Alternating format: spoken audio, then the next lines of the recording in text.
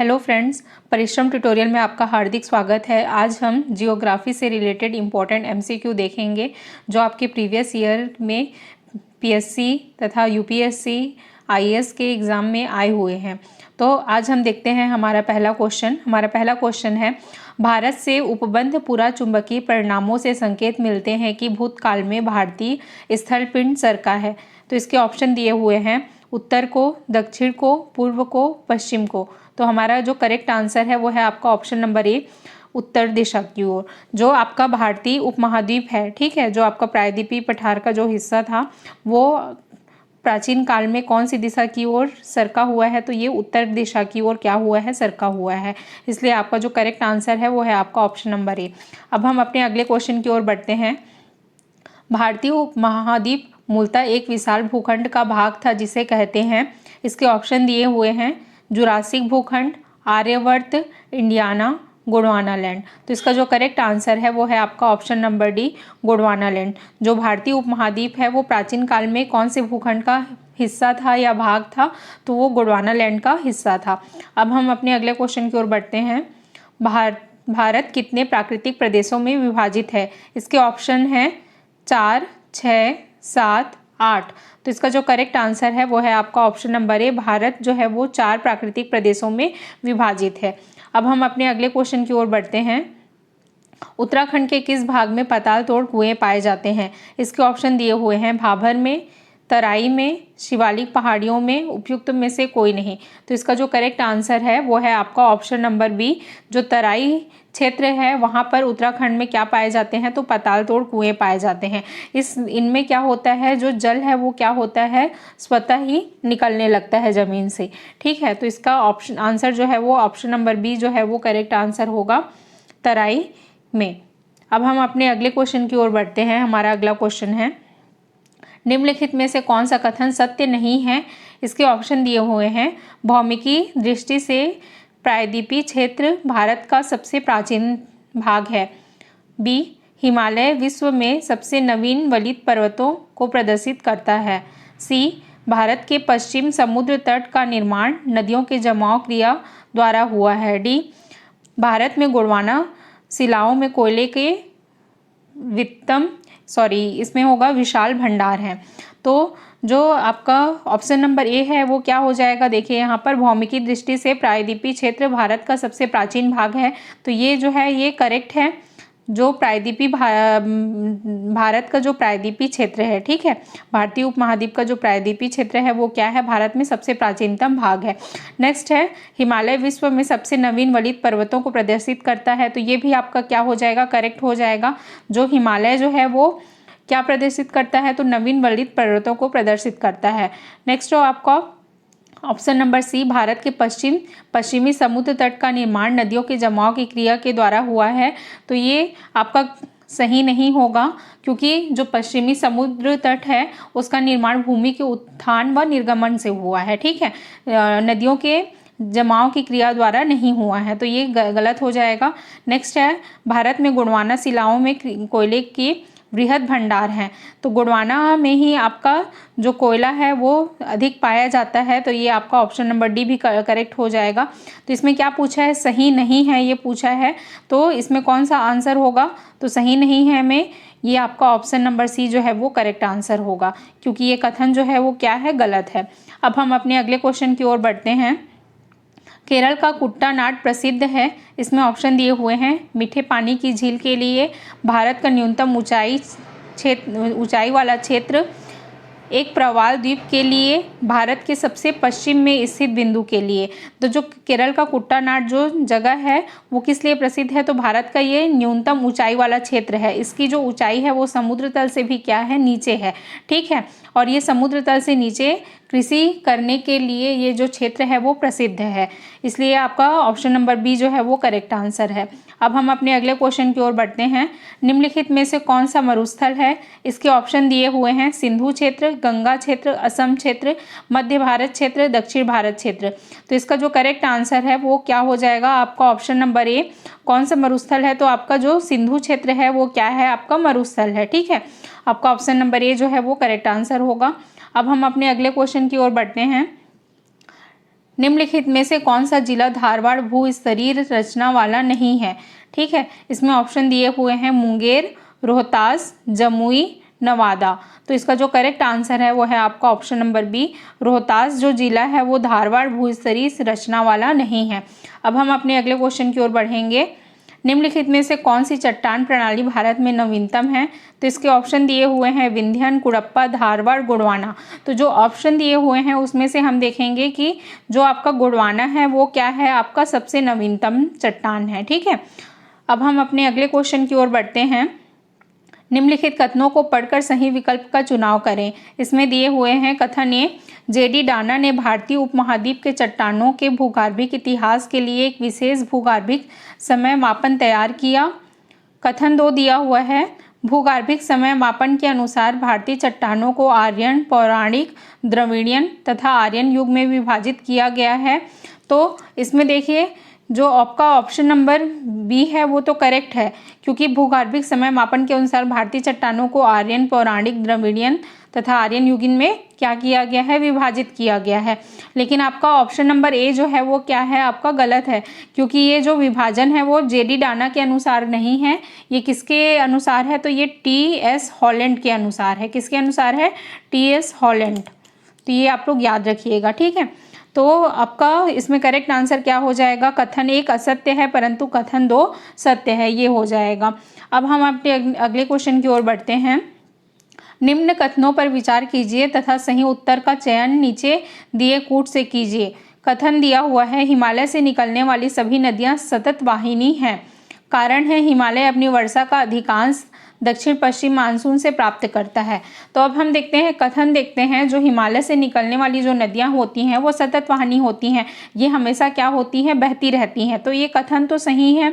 कारण क्या दिया हुआ है, हिमालय अपनी वर्षा का अधिकांश दक्षिण पश्चिम मानसून से प्राप्त करता है, कारण भी आपका सही है। ठीक है, लेकिन जो नदियां हैं वो सतत वाहिनी हैं, इसका ये रीज़न नहीं है कि हिमालय जो है अपनी वर्षा का अधिकांश जल जो है वो दक्षिण पश्चिम मानसून से प्राप्त करता है। इसका सतत नदियों के सतत वाहिनी होने का जो कारण है वो ये है क्योंकि नदियां जो हैं वो हिमानी से जल प्राप्त करती हैं। ठीक है, जो हिमनद, जो हिमालय से निकलने वाली नदियां होती हैं वो हिमनद होती हैं, तो ये अपना जल कहाँ से प्राप्त करती हैं, ग्लेशियर से प्राप्त करती हैं, इसलिए ये सतत वाहिनी होती हैं। तो दोनों कथन सही है, लेकिन जो कथन है उसकी कारण जो है वो सही व्याख्या नहीं करता है। तो आपका ऑप्शन नंबर बी जो है वो करेक्ट हो जाएगा। कथन तथा कारण दोनों सही है, परंतु कारण कथन की सही व्याख्या नहीं है करता है। ठीक है, अब हम अपने अगले क्वेश्चन की ओर बढ़ते हैं। हिमालय की रचना समांतर वलय श्रेणियों से हुई है, जिसमें से प्राचीन श्रेणी है। तो इसके ऑप्शन दिए हुए हैं, शिवालिक श्रेणी, निम्न हिमालय, बृहद हिमालय श्रेणी, धौलाधार श्रेणी। तो आपका जो करेक्ट आंसर होगा वो क्या हो जाएगा, देखिए यहाँ पर हिमालय की संरचना समांतर वलय श्रेणियों से हुई है, जिसमें सबसे प्राचीन कौन सी है, तो इसमें ऑप्शन देखेंगे शिवालिक तो प्राचीन नहीं है, तो ये गलत हो जाएगा। ठीक है, निम्न हिमालय भी सबसे प्राचीन नहीं है, धौलाधार भी सबसे प्राचीन नहीं है, लेकिन आपका जो बृहद हिमालय है इन सभी ऑप्शन में क्या है, सबसे प्राचीन है। तो आपका ऑप्शन नंबर सी जो है वो करेक्ट आंसर हो जाएगा। अब हम अपने अगले क्वेश्चन की ओर बढ़ते हैं। यदि हिमालय पर्वत श्रेणी नहीं होती तो भारत पर सर्वाधिक संभाव्य भौगोलिक प्रभाव क्या होता। इसके ऑप्शन दिए हुए हैं, देश के अधिकांश भाग में साइबेरिया से आने वाली शीत लहरों का अनुभव होता, सिंधु गंगा मैदान इतनी सुविस्तृत जलोढ़ से वंचित होता, मानसून का प्रतिरूप वर्तमान प्रतिरूप से भिन्न होता। तो देखिए, अगर हिमालय पर्वत श्रेणी नहीं होता तो देश के अधिकांश भाग में जो उत्तर दिशा है उस तरफ से साइबेरिया से आने वाली शीत लहरों का अनुभव होता। ये आपका ऑप्शन करेक्ट है। नेक्स्ट दिया हुआ है, सिंधु गंगा मैदान इतना सुविस्तृत जलोढ़ मृदा से वंचित होता, क्योंकि देखिए हिमालय से निकलने वाली जो नदियां हैं वो क्या करती हैं, आपका सिंधु गंगा का मैदान का निर्माण करती है। ठीक है, तो ये भी वंचित होता, तो ये भी करेक्ट आपका ऑप्शन है। मानसून का प्रतिरूप वर्तमान प्रतिरूप से भिन्न होता, तो ये भी क्या हो जाएगा, करेक्ट हो जाएगा। तो क्या होगा, आपका आंसर जो है वो 4 होगा। ए बी सी तीनों जो है वो क्या है, करेक्ट हैं। अब हम अपने अगले क्वेश्चन की ओर बढ़ते हैं। उत्तर भारत में उप हिमालय क्षेत्र के सहारे फैले समतल मैदान को कहा जाता है। इसके ऑप्शन है तराई, दून, खादर, भाबर। तो इसका जो करेक्ट आंसर होगा उप हिमालय क्षेत्र के सहारे, मतलब उप हिमालय मतलब आपका शिवालिक हो जाएगा, के सहारे फैले समतल मैदान को क्या कहा जाता है, तो भाबर कहा जाता है। आपका ऑप्शन नंबर डी जो है वो करेक्ट होगा। भाबर याद रखिएगा, इसमें कंकड़ और बड़े बड़े पत्थर, बोल्डर ये सब पाए जाते हैं, ठीक है। और इन क्षेत्रों में जो नदियां हैं वो क्या हो जाती हैं, जमीन के अंदर विलुप्त हो जाती हैं। तो आपका ऑप्शन नंबर डी जो है वो करेक्ट आंसर है। अब हम अपने अगले क्वेश्चन की ओर बढ़ते हैं। हिमालय का पर्वत पदी प्रदेश है, ये प्रदेश को देखिए, इसको करेक्ट कर लीजिएगा, ये क्या हो जाएगा, प्रदेश हो जाएगा, ठीक है, प्रदेश ये जो है वो। तो हिमालय पर्वत का पदी प्रदेश कौन सा है, तो इसके ऑप्शन दिए हुए हैं ट्रांस हिमालय, शिवालिक, बृहद हिमालय, अरावली। तो इसका जो करेक्ट आंसर है वो है आपका शिवालिक को हम क्या बोलते हैं, हिमालय का पदी प्रदेश बोलते हैं। अब हमारा अगला क्वेश्चन है, शिवालिक पहाड़ियाँ निम्न में से किसका हिस्सा है। इसके ऑप्शन है अरावली, पश्चिमी घाट, हिमालय, सतपुड़ा। तो इसका जो करेक्ट आंसर है वो है आपका ऑप्शन नंबर सी। जो शिवालिक की पहाड़ियाँ हैं वो किसका हिस्सा है, तो वो हिमालय का हिस्सा है। अब हम अगले क्वेश्चन की ओर बढ़ते हैं। शिवालिक पर्वत श्रेणी का निर्माण हुआ है, इसके ऑप्शन दिए हुए हैं एजोइक में, पेलियोजोइक में, मेसोजोइक में, सिनोजोइक में। तो इसका जो करेक्ट आंसर है वो है आपका ऑप्शन नंबर डी। सिनोजोइक कल्प में शिवालिक पर्वत श्रेणियों का क्या हुआ है, निर्माण हुआ है, ठीक है। अब हम अपने अगले क्वेश्चन की ओर बढ़ते हैं। शिवालिक श्रेणियों की ऊंचाई कितनी है, तो इसके ऑप्शन दिए हुए हैं 850 से 1200 मीटर के मध्य, 900 से 1100 मीटर के मध्य, 750 से 1500 के मध्य, 750 से 1300 मीटर के मध्य। तो इसका जो करेक्ट आंसर है वो है आपका ऑप्शन नंबर बी। 900 से 1100 मीटर के मध्य क्या है, आपका शिवालिक श्रेणियों की ऊंचाई है। यहाँ पर ये यूनिट क्या है, इसका मीटर है, ठीक है। अब हम अपने अगले क्वेश्चन की ओर बढ़ते हैं। कुमाऊं हिमालय निम्न में से किन नदियों के मध्य स्थित है, तो इसके ऑप्शन दिए हुए हैं सिंधु और सतलज, काली और तीस्ता, सतलज और काली, तीस्ता और ब्रह्मपुत्र। तो जो कुमाऊं हिमालय है वो किसके किसके मध्य स्थित है, तो याद रखेंगे कि सतलज और काली नदी के मध्य स्थित है कुमाऊं जो हिमालय है वो, ठीक है। और कश्मीर हिमालय किसके मध्य स्थित है, तो कश्मीर हिमालय जो है वो सिंधु और सतलज नदी के मध्य स्थित है। अब हम अपने अगले क्वेश्चन की ओर बढ़ते हैं। शिवालिक शैल समूह के दक्षिण में भाबर क्षेत्र उदाहरण है। इसके ऑप्शन दिए हुए हैं मध्य भूमि स्थिति का, अंतरा पर्वतीय स्थिति का, गिरिपात की स्थिति का, अनुसमुद्री स्थिति का। तो जो शिवालिक शैल समूह के दक्षिण में जो भाबर हैं वो किसके उदाहरण है, तो गिरिपात की स्थिति का। ये आपका ऑप्शन नंबर सी जो है वो करेक्ट है। फ्रेंड, अगर आपको हमारा वीडियो अच्छा लगता है तो प्लीज़ आप हमारे चैनल को लाइक, शेयर और सब्सक्राइब ज़रूर करेंगे। इससे हमको और भी अच्छे अच्छे वीडियो बनाने का हौसला मिलता है। तो अब हम अपने अगले क्वेश्चन की ओर बढ़ते हैं। जब आप हिमालय की यात्रा करेंगे तो आप निम्नलिखित को देखेंगे। इसके ऑप्शन दिए हुए हैं गहरे खड्ड को, यू घुमाव वाली नदी मार्ग को, समांतर पर्वत श्रेणियाँ, भूस्खलन के लिए उत्तरदायी तीव्र ढाल प्रवणता। तो देखिए, आप जब हिमालय की यात्रा करते हैं तो आपको गहरे खड्ड दिखाई देते हैं। आपका ऑप्शन नंबर ए करेक्ट है, ठीक है। उसमें यू घुमाव वाली नदी मार्ग भी होते हैं, ये भी करेक्ट है। समांतर पर्वत श्रेणियाँ भी हैं, भूस्खलन के लिए उत्तरदायी तीव्र ढाल भी आपको क्या मिलती है, प्राप्त होती है, ठीक है। तो आपका ऑप्शन नंबर जो 4 है वो करेक्ट हो जाएगा। Option number A, B, C, D चारों जो हैं वो क्या हैं, आपके करेक्ट हैं। अब हम अपने अगले क्वेश्चन की ओर बढ़ते हैं।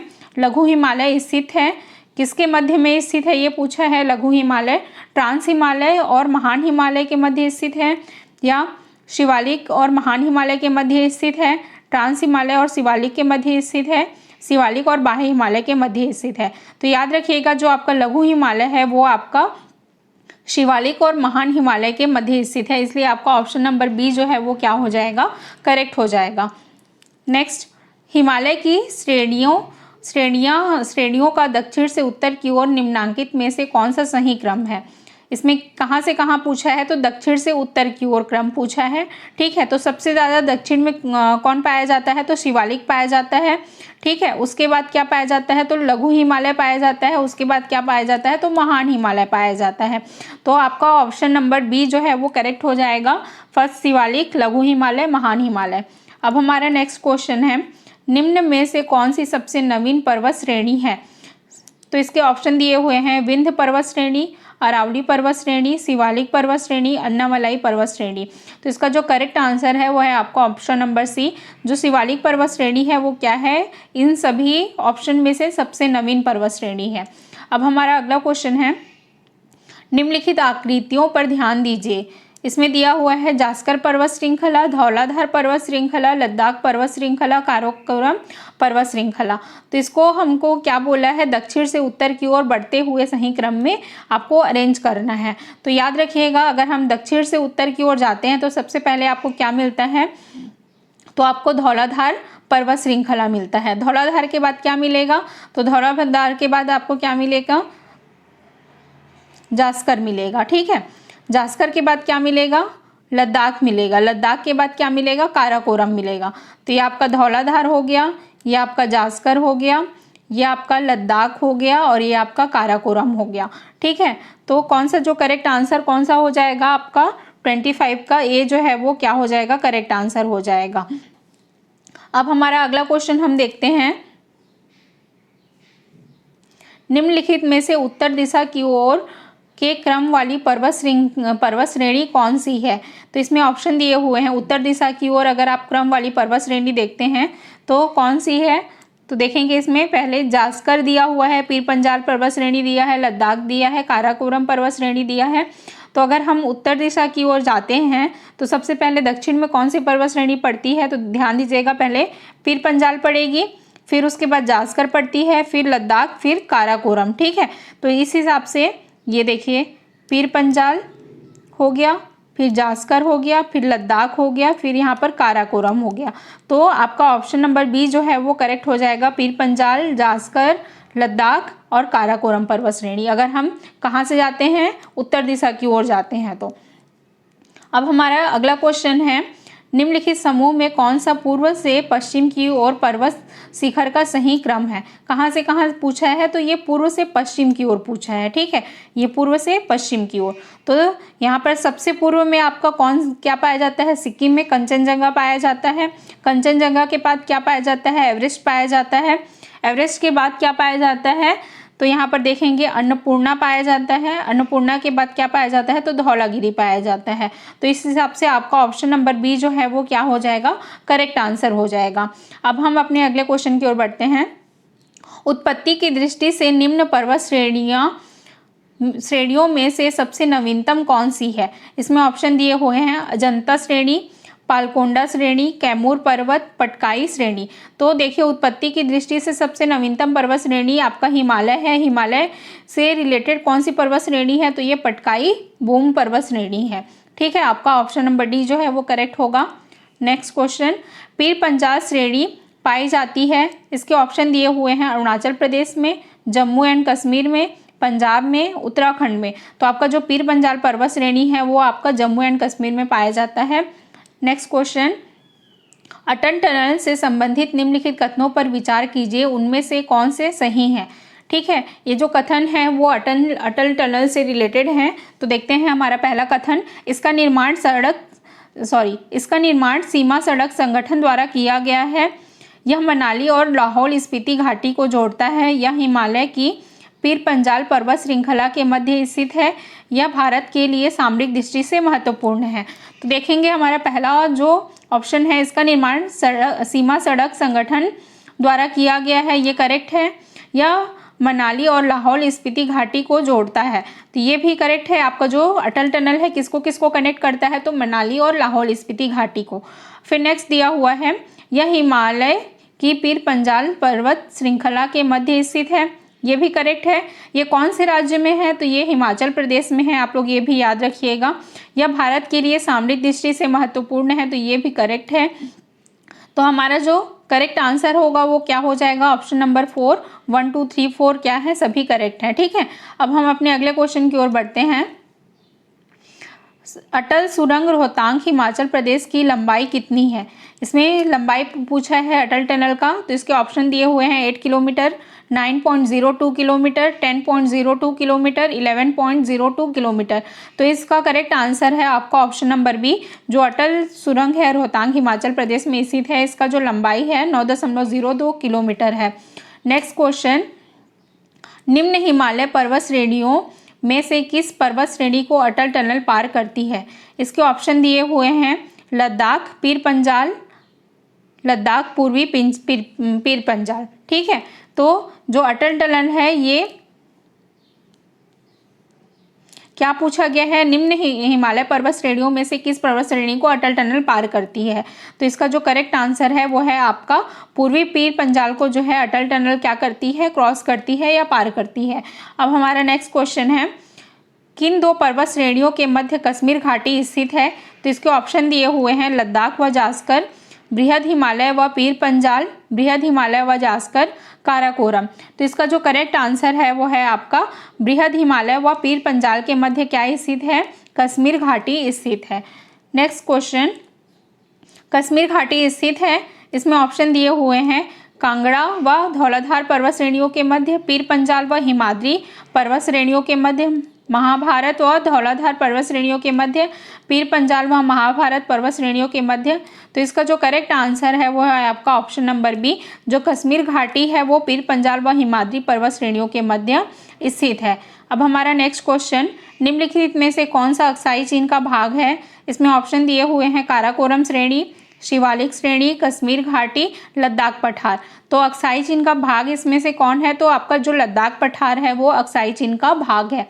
नेक्स्ट क्वेश्चन देखेंगे, ग्रेट हिमालय की ऊंचाई कितनी है? इसके ऑप्शन है 8,850 मीटर, 8,815 मीटर, 8,890 मीटर, 8,860 मीटर। तो इसका जो करेक्ट आंसर है वो है आपका ऑप्शन नंबर ए।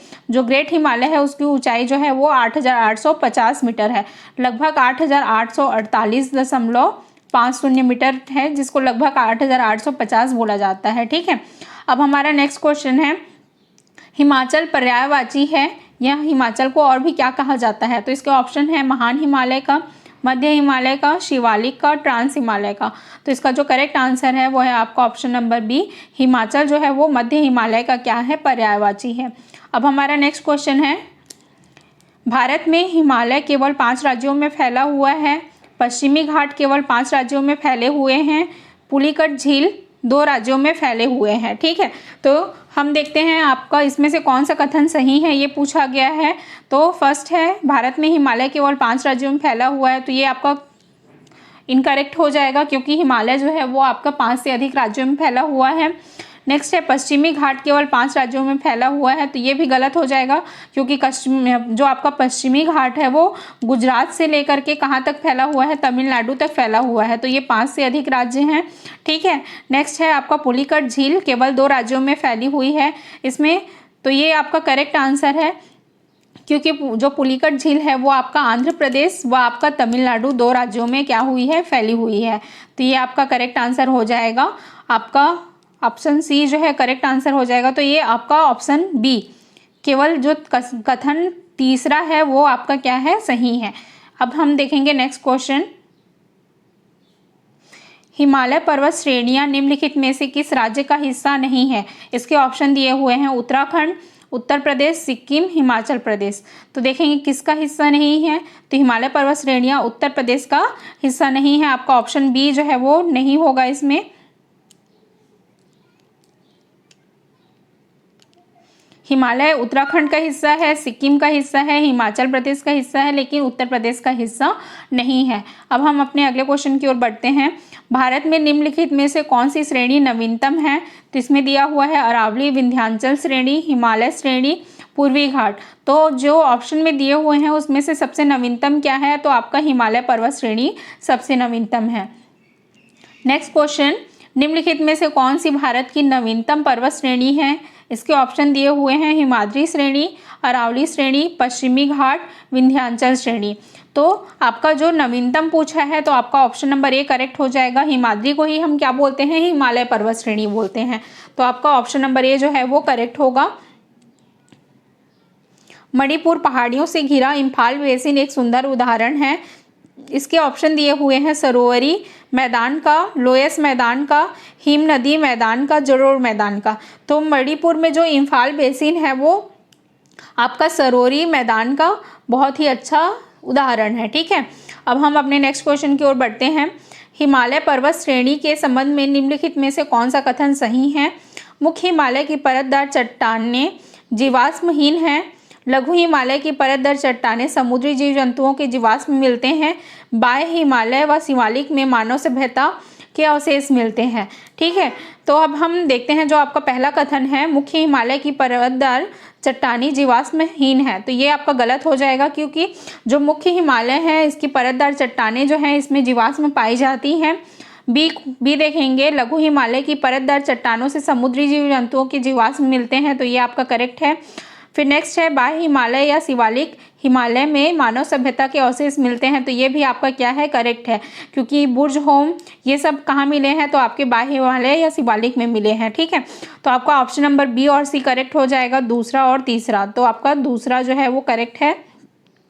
अब हमारा नेक्स्ट क्वेश्चन है, हिमालय के किन भाग में करेवा भू आकृति पाई जाती है? इसके ऑप्शन है उत्तर पूर्वी हिमालय में, पूर्वी हिमालय में, हिमाचल उत्तराखंड हिमालय में या कश्मीर हिमालय में। तो जो करेवा है वो कहाँ पाया जाता है? तो करेवा जो है वो आपका कश्मीर हिमालय में पाया जाता है। अब हम अपने अगले क्वेश्चन की ओर बढ़ते हैं। कैलाश पर्वत निम्न में से किस क्षेत्र में अवस्थित है? इसके ऑप्शन दिए हुए हैं सिक्किम, तिब्बत, नेपाल, उत्तराखंड। तो जो कैलाश पर्वत है वो आपका कहाँ स्थित है? तो ये तिब्बत में स्थित है। नेक्स्ट क्वेश्चन, निम्नलिखित पर्वत श्रृंखला में कौन सी हिमालय पर्वत श्रेणी में अवस्थित है? इसके ऑप्शन दिए हुए हैं चोओ, लोहोत्से, अन्नामलाई, सिरुमलाई। तो हिमालय पर्वत श्रेणी में अवस्थित है ये पूछा गया है, तो आपका चोओ ये हिमालय पर्वत श्रेणी में अवस्थित है, लोहोत्से भी हिमालय पर्वत श्रेणी में अवस्थित है, लेकिन जो अन्नामलाई है और ये सिरुमलाई है ये हिमालय पर्वत श्रेणी में अवस्थित नहीं है। ठीक है, तो आपका ए और बी करेक्ट हो जाएगा, आपका ऑप्शन नंबर 2 जो है वो करेक्ट है। तो फ्रेंड हमारा 46 क्वेश्चन का MCQ जो है वो कंप्लीट हो गया है। जो सारे क्वेश्चन है ये आपके प्रीवियस ईयर के PSC, UPSC तथा IAS के एग्ज़ाम में आए हुए हैं। अगर आपको हमारा वीडियो अच्छा लगता है तो प्लीज़ आप हमारे चैनल को सब्सक्राइब करेंगे। Thank you so much.